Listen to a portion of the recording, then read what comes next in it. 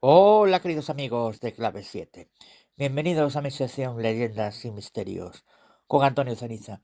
Pues hoy volvemos a mi tierra, Galicia, para hablaros sobre leyendas de la Torre de Hércules en A Coruña. Y comenzamos con la leyenda de Breogán y la Torre de Hércules. Breogán fue un poderoso jefe de una de aquellas tribus de los celtas a quienes llamaban Ártabros los latinos, que designaron también con el nombre de Portus Magnus Artabrorum al hoy puerto de La Coruña, como también llamaron Brigantium a esta ciudad. La ciudad estaba situada en una pequeña isla, hoy unida al territorio por la parte moderna construida sobre el istmo de arena, y en ella gobernaba Breogán. Las pequeñas barcas de mimbre recubiertas de cuero se abrigaban en la pequeña ensenada de San Amaro. Cerca de allí, en una de las orillas de la costa que forma una colina de poca altura, Breogán hizo construir una gran torre en la parte de la isla más próxima al mar abierto. Aquella torre podría servir de guía a los navegantes. Podría también, encendiendo en su elevada plataforma una gran hoguera, transmitir a grandes distancias durante la noche ciertas señales, como por ejemplo la arribada de aquellas grandes naves de los comerciantes fenicios que venían a comerciar con los habitantes de la Galicia. Un orden de reunión, un peligro que amenazaba o cosa parecida de utilidad para las citanias de las proximidades. Una tarde de otoño, cuando la atmósfera es clara y transparente, Id, el hijo de Brogan, subió a lo alto de la torre y desde allí oteó el horizonte. En la lejanía del mar, allá en los confines donde parece que se juntan las aguas con el cielo, le pareció divisar entre las brumas de la distancia otra tierra desconocida. El deseo de saber lo que habría en aquel lugar, hasta entonces ignorado, hizo nacer en su imaginación la idea de una apasionante aventura. Pidió consentimiento a su padre para organizar una expedición y lo consiguió. Tal vez al otro lado del mar hubiese piedras que pudieran trabajarse para fabricar armas y herramientas, o el precioso metal amarillo con el cual se labraban preciosas joyas, quizás riquísimas frutas o semillas parecidas a la cebada o al centeno, u otras útiles para la alimentación o el vestido, maderas, lino para sus ropas, otros animales, otras gentes con quienes comerciar. La expedición se realizó. Antes de la partida, Breogán recomendó a su hijo que hiciera el viaje montado en su caballo, sin apearse de él hasta que llegara. Sólo así podría tener la certeza de volver a su tierra con facilidad. Y de esta manera fue como los celtas de Galicia llevaron a Irlanda su civilización. Por esto se encuentran en Irlanda las mismas citanias o castros de casas circulares, igual a las de nuestro país, y las preciosas torques de oro, emblema de los jefes, y semejantes nombres de ríos y lugares, y hasta la misma gaita, con parecidos temas musicales. Esta leyenda de Breogán o Bregor y su torre situada en la antigua Brigantium existe también en Irlanda, pero es solamente una leyenda. En la peña del Polvorín de Monte Alto, próximo a la torre, hay representado un grupo de hombres, mujeres y quizás niños o gentes del pueblo, en formas esquemáticas de cruces. Algunas de estas cruces están dentro de círculos, navíos, tal vez. Y hay un hombre a caballo, Id, cuando va a embarcarse para la expedición. Desde luego que aquello algo representa, o algo recuerda a perpetuidad. La Peña del Polvorín es un monumento histórico, indudablemente. Bien amigos, las conexiones entre Galicia e Irlanda están claras, pero ya las trataremos en otro programa. Claras porque hasta aparecen en fuentes irlandesas. Ya las trataremos cuando hablemos de la leyenda de los milesios, raíces gallegas de los irlandeses. Bien amigos, vamos con otra leyenda, la leyenda de Hércules y Gerión en A Coruña. En el escudo de A Coruña aparece la silueta de la legendaria Torre de Hércules y bajo ella dos tibias cruzadas y una calavera. La imagen de la torre ha sido desde siempre el símbolo de la ciudad y muchas son las historias y leyendas que giran alrededor de ella. Precisamente una de ellas tiene mucho que ver con la presencia del monumento y la calavera en el escudo municipal. El origen de esta leyenda hay que buscarlo en el rey castellano Alfonso X el Sabio.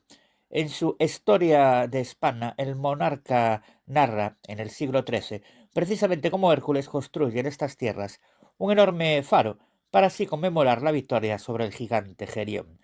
Este gigante vivía y gobernaba con mano de hierro las tierras que estaban situadas entre el Duero y el Tajo. Los habitantes de esta zona estaban completamente aterrorizados ante el poder del gigante.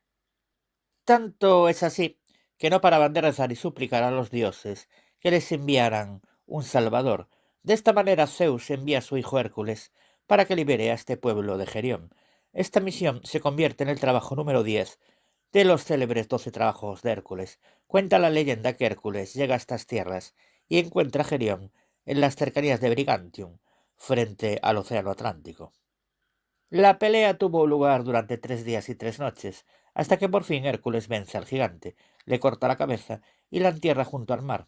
De ahí que la calavera aparezca en el escudo de A Coruña bajo la torre. Para conmemorar esta victoria y la salvación del pueblo oprimido, el héroe construye una torre faro con una gran antorcha en la cima y ordena que se pueble la villa que hay junto al lugar en el que vence al gigante. El primer habitante que llega hasta aquí es una mujer llamada Cruña, de cuyo nombre deriva La Coruña, a Coruña.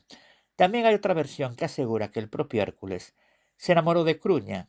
Dicen también que es tras la marcha de Hércules su sobrino Espan quien queda como señor de estas tierras, concluyendo las obras de la torre, dotándola de la gran antorcha, con el faro y un espejo mágico para divisar a las naves enemigas que podían llegar a la ciudad.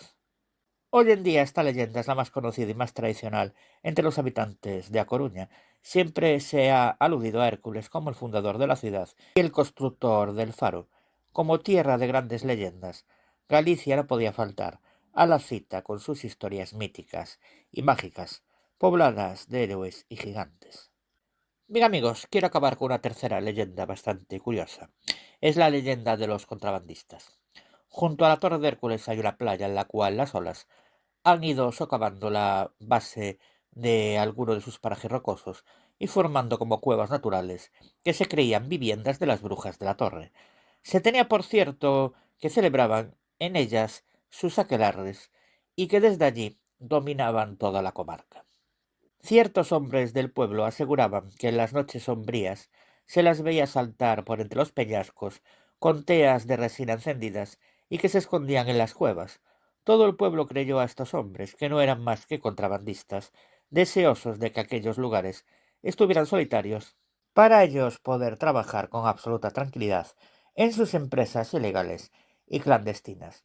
Los contrabandistas se pusieron de acuerdo con un clérigo de mala conducta y junto con él decidieron explotar la credulidad de algunos infelices.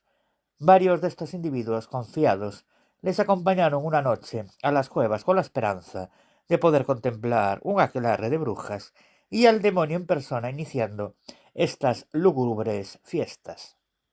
Aun cuando el espíritu del mal no acudía al llamamiento, no por eso las gentes se desanimaron.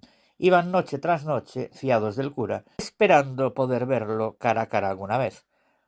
Para que acudiese el diablo era necesario degollar una gallina negra, cuya sangre iba cayendo gota a gota sobre una hoguera, y agitar en el aire una vara de ciprés, cortada del árbol por una muchacha soltera, que no pasase de 15 años.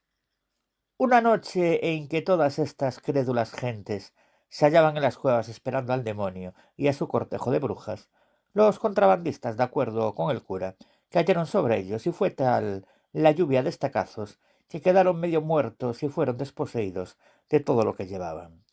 Desde aquel día las gentes de A Coruña, según dice la leyenda, han dejado de creer en brujas y menos aún que la Torre de Hércules sea el centro de todas las endemoniadas de España. Y estas son algunas de las leyendas de la Torre de Hércules. Y hasta aquí mi sección por el día de hoy. Y recordaros, como siempre, también podéis encontrar en los siguientes blogs. En el blog misteriosdeantonioceniza.blogspot.com, en el blog leyendasdelmundoceniza.blogspot.com, en el blog leyendasceniza.wordpress.com y en el blog misterios leyendas de Galicia y Asturias.wordpress.com.